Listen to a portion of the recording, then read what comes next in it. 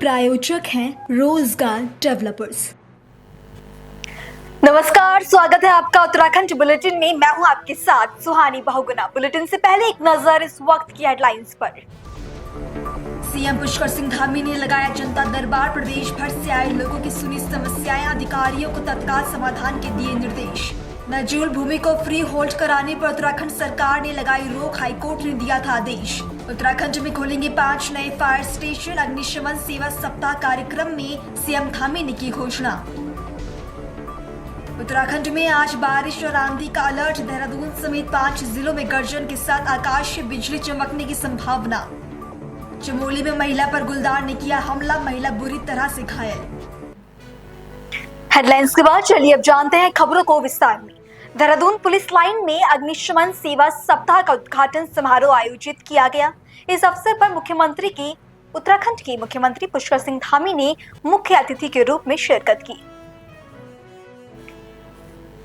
कार्यक्रम में अग्निशमन विभाग ने आगजनी की विभिन्न घटनाओं के निवारण की प्रक्रिया को क्रियाशील प्रदर्शन के माध्यम से प्रभावी ढंग से प्रस्तुत किया।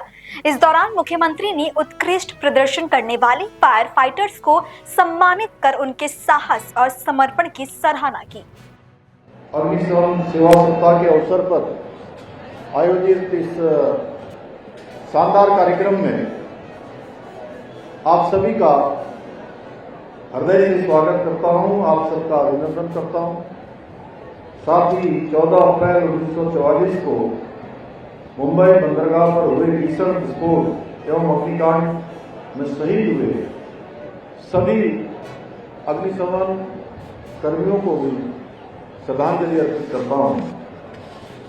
उनके बलिदान की स्मृति में प्रत्येक वर्ष 14 से 20 अप्रैल तक मनाया जाने वाला ये अग्निशमन सेवा सप्ताह न केवल उन अग्निशमन योद्धाओं की वीरता को सम्मान देने का प्रतीक है, बल्कि आम जन को अग्नि सुरक्षा के प्रति जागरूक करने का भी एक अवसर है।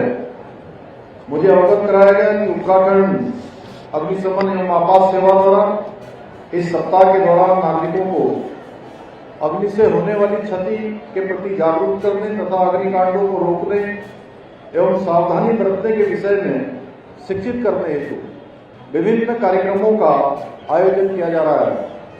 मैं इन सभी जागरूकता अभियानों में जन जन को जागरूक करने हेतु जुटे उत्तराखंड के अग्निशमन एवं आपात सेवा के सभी अधिकारियों को मैं साधुवाद देता हूं।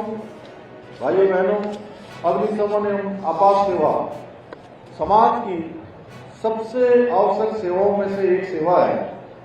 अग्नि जीवन के सार को परिभाषित करती है, परंतु वही अग्नि जब विकराल रूप ले लेती है अनेक लोगों के मौत का कारण भी बन जाती है।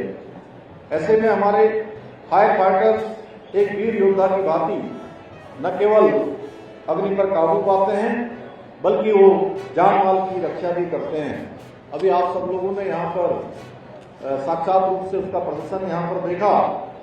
इसके साथ ही फायर सर्विस के हमारे जवान राहत एवं बचाव कार्यों और वनाग्नि नियंत्रण के साथ साथ विभिन्न सामाजिक आयोजनों से लेकर राज्य के विभिन्न संस्थानों तक में अग्नि नियंत्रण तथा सुरक्षा व्यवस्था जैसी अनेक जिम्मेदारियों को बखूबी निभाते हैं। मुझे जानकर प्रसन्नता हुई कि अग्निशमन उत्तराखंड एवं आपात सेवा के साहसी जवानों ने उत्तराखंड की स्थापना से लेकर अभी तक 53,000 करोड़ रुपए से भी अधिक संपत्ति को आग से बचाने का कार्य किया है और इससे भी बढ़कर 27,000 से अधिक मनुष्यों एवं लगभग 7,000 पशुओं के जीवन को भी बचाने का शानदार काम उनके द्वारा किया गया है। यह हम सबके लिए गर्व की बात है कि हमारे फायर फाइटर इतने बड़े पैमाने पर जान माल की रक्षा कर रहे हैं। इतना ही नहीं, जब हम देखते हैं कि अब उत्तराखंड अग्निशमन एवं आपात सेवा में आज महिलाएं, अभी डीजीपी साहब मुझे बता रहे थे कि मैं सोच रहा था कि केवल अग्निशमन में जो अग्नि को बुझाने के लिए फायर फाइटर्स के रूप में महिलाएं होंगी, तो उन्होंने बताया कि मुझे पूरी गाड़ी के अंदर केवल और केवल महिलाएं हैं। तो वो अपना मातृशक्ति भी अपना इतना शानदार योगदान दे रही है, तो निश्चित रूप से गर्व की अनुभूति और अधिक बढ़ जाती है कि आज हमारी मातृशक्ति, हमारी महिलाएं हर क्षेत्र में आज बढ़ चढ़कर भाग ले रही हैं। मैं आज के इस अवसर पर सभी महिला फाइटर्स को विशेष रूप से बधाई देता हूं कि आप सभी साहस और दृढ़ता के प्रतीक हैं। भाइयों बहनों, आदरणीय प्रधानमंत्री श्री नरेंद्र मोदी जी के मार्गदर्शन एवं सहयोग से हमारी सरकार प्रदेश में अग्निशमन एवं आपात सेवा से जुड़े इंफ्रास्ट्रक्चर को और मजबूत बनाने के साथ ही रक्षा उपकरणों के आधुनिकीकरण पर निरंतर कार्य कर रही है। आप सभी को जानकर प्रसन्नता होगी कि केंद्र सरकार द्वारा उत्तराखंड अग्निशमन एवं आपात सेवा के लिए 71 करोड़ रुपए की धनराशि स्वीकृत कर दी गई है। आज हमारे प्रदेश में जहां एक और विश्व बैंक पोषित योजना के अंतर्गत 18 फायर स्टेशनों का निर्माण किया जा रहा है, वहीं फायर इमरजेंसी से निपटने के लिए विश्व स्तरीय उपकरण खरीदने का प्रयास भी किया जा रहा है। इसके साथ ही गैरसैंण में हमारी ग्रीष्मकालीन राजधानी गैरसैंण में फायर स्टेशन भवन का निर्माण करने के साथ साथ 78 से अधिक आवासों का निर्माण कार्य भी किया जा रहा है। इतना ही नहीं, हमारी सरकार द्वारा इसी अप्रैल माह में जनपद हरिद्वार के भादराबाद फायर स्टेशन को भी स्वीकृत किया गया है।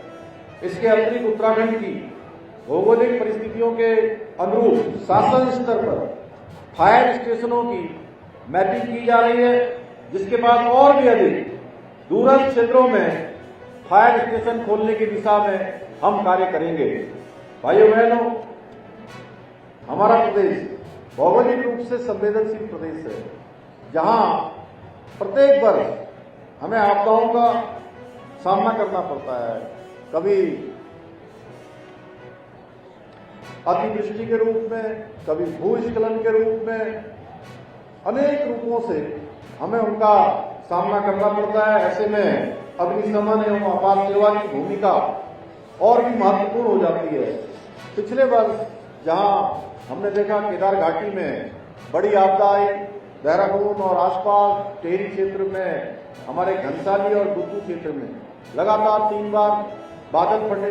वहीं अगर हम तराई क्षेत्र की बात करें तो टनकपुर, बनबसा, खटीमा और सितारगंज, नानकमता इन क्षेत्रों में भयंकर रूप से अतिवृष्टि के कारण से बहुत जल भराव का सामना हमको करना पड़ा। इसके साथ ही आराकोट और रेहड़ी में आई आपदा में भी फायर सर्विस के आप सभी कर्मचारियों ने, सभी कार्मिकों ने बहुत लगन और समर्पण के साथ अपना कार्य किया और भविष्य में भी हमें और अधिक सजगता पूर्वक कार्य करना होगा। पिछले वर्ष हमने देखा किस प्रकार से वनाग्नि हमारे लिए बहुत बड़ी चुनौती के रूप में हमारे सामने खड़ी हो गई, जिससे हमारी वन संपदा, वन्य जीवों और पर्यावरण को नुकसान पहुंचाने के साथ ही हमारे गांव, खेतों और जनजीवन को भी, आम जीवन को प्रभावित किया। पिछले वर्ष जैसी परिस्थितियां इस वर्ष न बनने पाए, इसके लिए वन विभाग के साथ ही अग्निशमन विभाग को पहले से और अधिक सजग होकर काम करना होगा। इसके साथ ही आगामी 30 अप्रैल से प्रारंभ होने वाली हमारे राज्य की लाइफ लाइन 4 धाम यात्रा के सफल एवं कुशल संचालन में भी आप सबको महत्वपूर्ण भूमिका निभानी है। इसलिए हमारी सरकार ने वन विभाग के साथ ही अग्निशमन विभाग को भी आग से बचाव के लिए 20 नए फायर टेंडर प्रदान किए हैं। ये सभी अग्निशमन वाहन उत्तराखंड को वनाग्नि को नियंत्रित करने में सहायक सिद्ध होंगे। इसके अतिरिक्त अग्निशमन कर्मियों की सुरक्षा हेतु हमारी सरकार द्वारा विश्व स्तरीय गुणवत्ता के फायर सूट भी खरीदे गए हैं। भाइयों बहनों, ये मेरे लिए अत्यंत गर्व का विषय है कि आज हमारे प्रदेश के उन फायर योद्धाओं को DGFS लिस्ट प्रदान करने का अवसर मिला है, जिन्होंने अपने जीवन में कर्तव्य निष्ठा, साहस और सेवा भावना की बेहतरीन मिसाल, सर्वोच्च मिसाल पेश की है। मैं आज DGFS लिस्ट प्राप्त करने वाले सभी अग्निशमन कर्मियों को अपनी ओर से बहुत बधाई देता हूं, बहुत शुभकामनाएं देता हूं। साथ ही तृतीय और इंडिया फायर सर्विस गेम्स में पदक जीतने वाले सभी विजेताओं को भी बधाई देता हूं। भाइयों बहनों, आज के इस अवसर पर मैं कुछ घोषणाएं भी करना चाहता हूं। भीमताल, द्वाराहाट, गौचर, पुरोला और सहकारा में जल्द ही नए फायर स्टेशन खोले जाएंगे। इसके साथ ही जल्द ही हमारी सरकार उत्तराखंड में फायर सर्विस का विश्व स्तरीय प्रशिक्षण केंद्र भी स्थापित करेगी। प्रयागराज में हुए महाकुंभ में ड्यूटी कर अपना कर्तव्य निभाने वाले उत्तराखंड फायर सर्विस के सभी कर्मियों को 10-10 हजार रुपए की प्रोत्साहन राशि भी प्रदान की जाएगी। इसके साथ ही आज मैं आपके इस अवसर पर प्रदेश की जनता से भी यह आह्वान करना चाहता हूं कि आप सभी इस सेवा सप्ताह को एक विशिष्ट अवसर मानते हुए अग्नि सुरक्षा के संबंधित उपायों को समझें और दूसरों को भी इस दिशा में प्रेरित करें। मुझे पूरा विश्वास है आप सभी फायर फाइटर आगे भी पूरी निष्ठा के साथ, पूरे समर्पण के साथ, पूरे साहस और पराक्रम के साथ, पूरे कौशल के साथ कार्य करते हुए हमारे प्रदेश को पहले से और अधिक सुरक्षित बनाने में अपना योगदान प्रदान करते रहेंगे। खबर पौड़ी से, जहां जिलाधिकारी डॉक्टर आशीष चौहान ने गुड गवर्नेंस को लेकर बैठक ली। बैठक में जिलाधिकारी ने सभी विभागीय अधिकारियों को निर्देशित किया कि वो अपने अपने विभागीय कार्यों का संचालन प्रभावी और जवाबदेह तरीके से करें।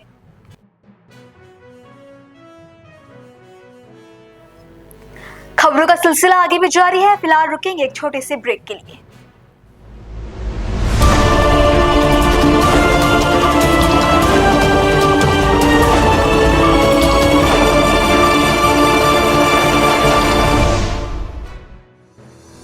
रोजगार डेवलपर्स, a unit of रोजगार डेवलपर्स एंड प्राइवेट लिमिटेड। घर वहीं जहां हो आपका भरोसा। पिछले 15 सालों से आपके सपनों का घर हमारी प्रतिबद्धता। रोजगार डेवलपर्स का पता है शिमला बाईपास रोड, गणेशपुर, देहरादून। रोजगार डेवलपर्स से संपर्क करने के लिए अभी डायल कीजिए 9897054026 पर या 8433207910 पर।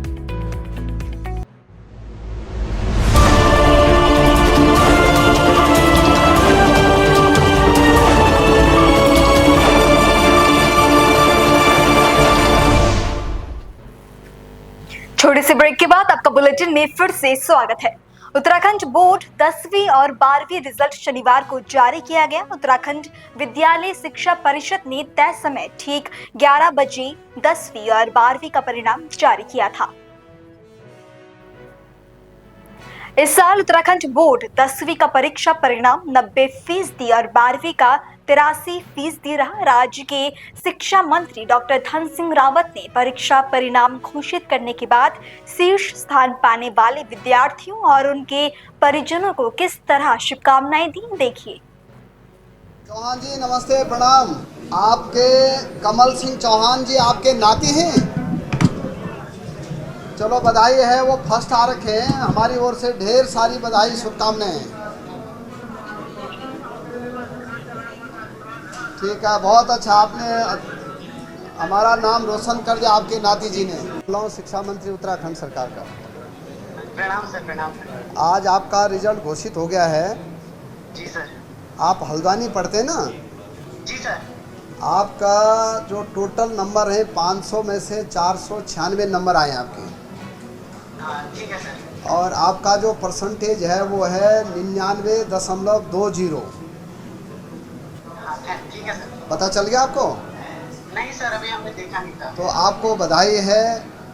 और शिक्षा विभाग की ओर से भी, मेरी ओर से भी, हमारे मुख्यमंत्री जी की ओर से भी, प्रधानमंत्री जी की ओर से भी और देश के शिक्षा मंत्री जी की ओर से भी धन्यवाद सर। आपने बहुत अच्छे नंबर लेके आए हैं। जी सर। और घर पे हैं आप? हाँ जी सर, घर में है। माताजी पिताजी हैं घर में? हाँ, ये पापा जी है। पिताजी से बात कराओ। जी बड़ा प्रणाम। नमस्ते, आप जानते हैं मुझे? जी जी, आपको ढेर सारा प्रणाम। प्रणाम भाई साहब, प्रणाम। आपके बच्चे ने कमाल कर दिया, बहुत नंबर आ गया। भाई साहब, ये आपकी जो है अच्छी शिक्षा नीति का परिणाम है कि बच्चे अच्छा कर रहे हैं प्रदेश में। तो चलो बधाई, आपको ढेर सारी शुभकामनाएं। नमस्ते, मैं धर्म सिंह रावत बोल रहा हूँ, शिक्षा मंत्री। आपके पिताजी से भी बात हुई, गुरुजी से हमारी। आपको शिक्षा विभाग की ओर से ढेर सारी शुभकामनाएं हैं। आपने इंटरमीडिएट में टॉप किया है पूरे प्रदेश में, और आपके जो नंबर आ रखे हैं वो आ रखे हैं 500 में से 493 नंबर। 98.60 आपका कुल परसेंटेज है। और मेरी ओर से भी, शिक्षा विभाग की ओर से भी, मुख्यमंत्री जी की ओर से भी, प्रधानमंत्री जी की ओर से भी, और देश के शिक्षा मंत्री की ओर से भी आपको ढेर सारी बधाई और शुभकामनाएं हैं। अब आगे क्या करोगे आप? डॉक्टर बनना है? तो चलो, उसका भी मंत्री मैं हूँ, बधाई आपको।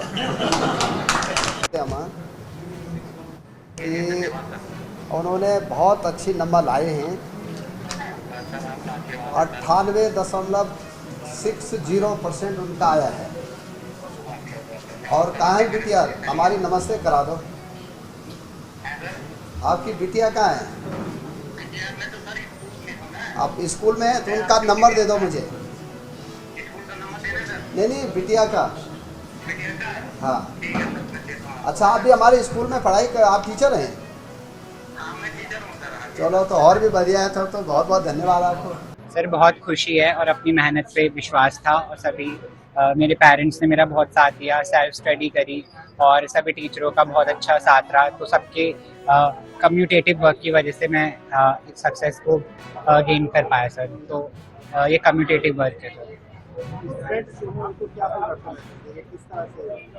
सर। मैं अगर कोई स्टूडेंट्स इस वीडियो को देख रहा है तो मैं उन्हें मैसेज दूंगा कि अपने आप पे पहले कॉन्फिडेंस रखें, अपने आप पे विश्वास करें, और डेफिनेटली आप सक्सेस को पाएंगे। बट आपको एक डिसिप्लिन मेंटेन करके रखना पड़ेगा। अगर आप किसी चीज़ को चाहते तो उसे शिद्दत से आपको निभाना आना चाहिए, आपको उसे डिसिप्लिन से उसको करना भी आना चाहिए। और इंटरेस्ट की बात है, आपको अगर सब्जेक्ट लेते हैं, जैसे मैंने इंटरमीडिएट में लिया, तो इट्स लाइक इंटरेस्ट। अगर आपको डेफिनेटली सब्जेक्ट में जो इंटरेस्ट है उसमें आप काम करेंगे। उसमें ऐसे नहीं कि हमें पढ़ना चाहिए तो केवल रटने के लिए, इट्स लाइक उसको हमें एक्सपेरिमेंटली उसे समझना चाहिए। हर चीज़ के अगर हमें थ्योरीज है तो उसके एप्लीकेशन को समझना चाहिए।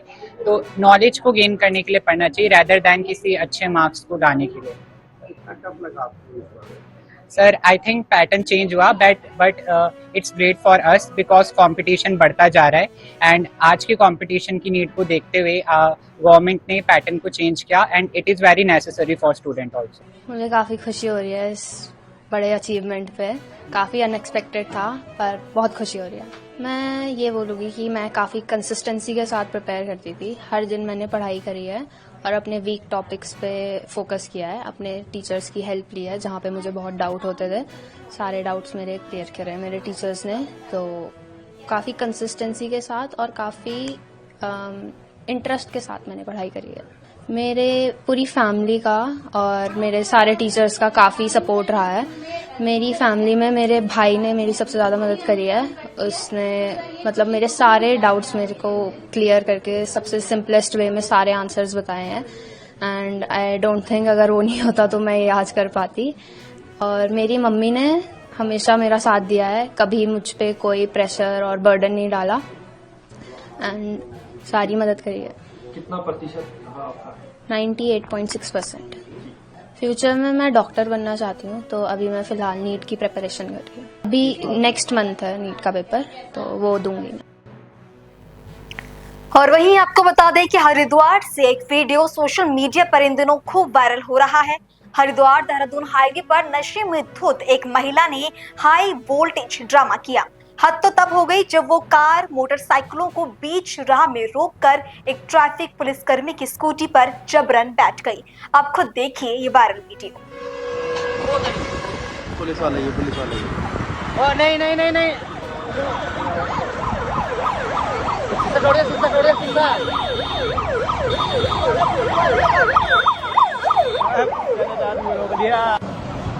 वीडियो बना। भाई चला के भाई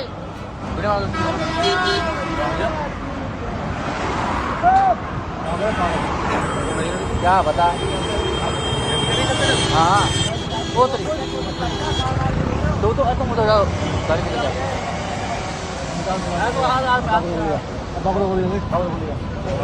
बाबा नहीं जा रहा।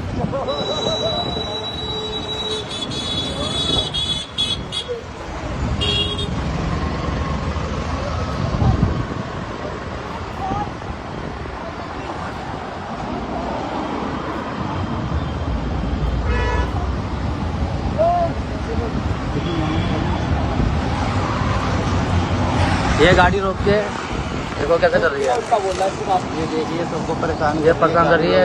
बीच रोड पे खड़ी है। देखो आती आती गाड़ी है, सब लोग परेशान हो रहे हैं।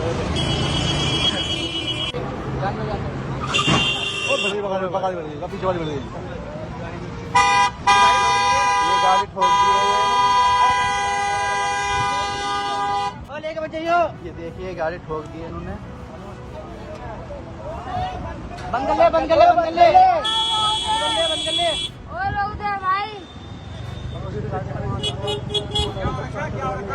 पता नहीं क्या है, पागल है ये।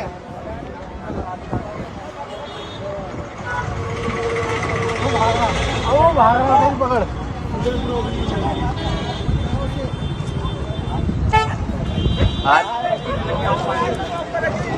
ठोकने वाली नहीं बनाई जो है मैंने।